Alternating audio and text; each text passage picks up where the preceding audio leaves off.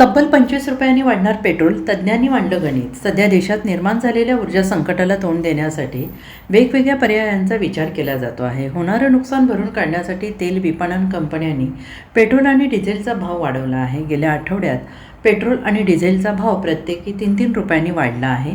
इंधनाच्या बाबतीत परिस्थिती अशीच राहिली तर हा भाव आणखीन वाढण्याची शक्यता आहे.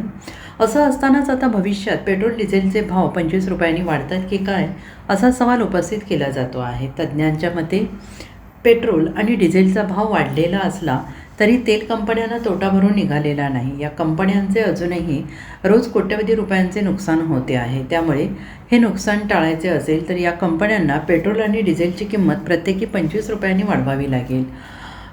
नोमोरचे ॲनालिस्ट विनीत बंका यांच्या मतानुसार ऑइल मार्केटिंग कंपन्यांना ब्लेंडेड पेट्रोल आणि डिझेलवर लिटरमागे 25 रुपयांचे नुकसान होते आहे. त्यामुळे या कंपन्यांचा रोजचा तोटा हा 1380 कोटी रुपये आहे. या तोट्याला न थांबवल्यास Indian Oil Corporation Limited, Bharat Petroleum Corporation Limited, Hindustan Petroleum Corporation Limited अशा सर्वच कंपन्यांना नुकसान होऊ शकतं.